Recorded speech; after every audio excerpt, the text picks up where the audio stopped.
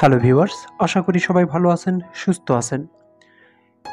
Microsoft office ওয়ার্ডে যখন print দিতে চাই, তখন প্রিন্ট খুব সহজেই হয়।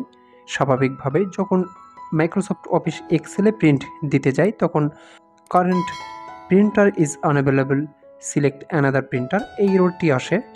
আমরা এই সমস্যাটি কীভাবে অতি সহজেই সমাধান করতে পারি সেটাই আজকে দেখব, সাথেই থাকবেন। আমরা স্টার্টে যাব এবং রান কমান্ডে যাব। রান কমান্ডে গিয়ে লিখব রেজ এডিট, REGEDIT, এন্টার দিব, তারপর ওকে দিব। এখান থেকে এইচকে কারেন্ট ইউজারে ক্লিক করব, তারপর সফটওয়্যারে ক্লিক করব, তারপর মাইক্রোসফট ক্লিক করব, তারপর উইন্ডোজ NT খুঁজে নিব, ক্লিক করব, তারপর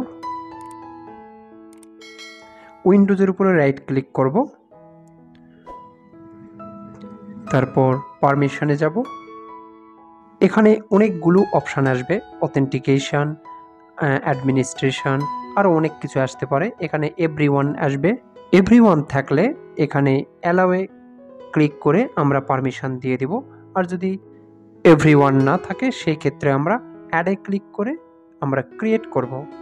ঠিক এভাবে পারমিশনে যাব। এখান থেকে আমরা অ্যাডে ক্লিক করে আমরা এভরিওয়ান লিখব এবং পারমিশন দিয়ে দিব। তো আমার পারমিশন দেওয়া হয়ে গেছে। এখন আমি কম্পিউটারটি রিস্টার্ট দিব।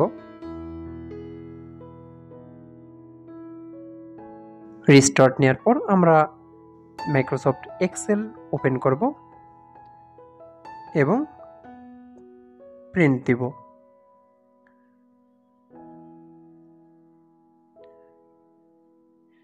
এখন অপশান চলে এসেছে, প্রিন্টারের অপশানটা চলে এসেছে, প্রিন্টার নেম চলে এসেছে। আমি এখন চাইলে প্রিন্ট দিতে পারবো।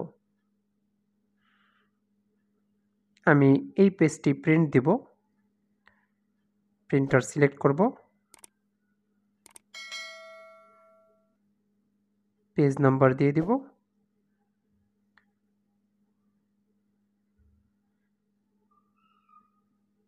ওকে দেব, প্রিন্ট হয়ে যাবে। তো এই ছিল ভিডিওটি ভালো লাগলে অবশ্যই লাইক, কমেন্ট, শেয়ার করবেন আর সাবস্ক্রাইব করে সাথেই থাকবেন। আসসালামু আলাইকুম।